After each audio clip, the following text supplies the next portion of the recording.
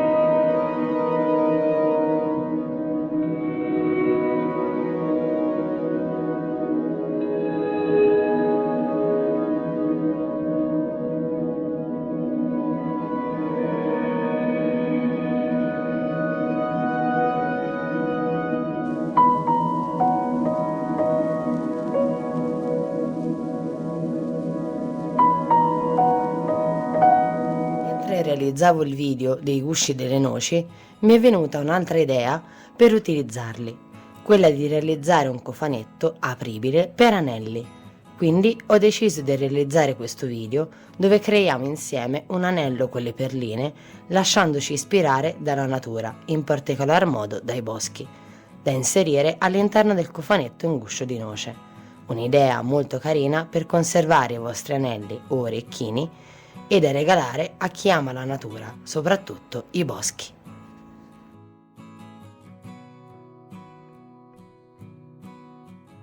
Spero che questo viaggio nella creatività vi sia piaciuto. Vi aspetto nel prossimo video e se volete continuare a viaggiare insieme a me in questo fantastico mondo, non perdetevi gli altri video e iscrivetevi al canale se non lo avete ancora fatto. E se volete contattarmi per delle informazioni o chiacchierare con me, vi lascio tutti i link in descrizione. Ci vediamo nel prossimo viaggio.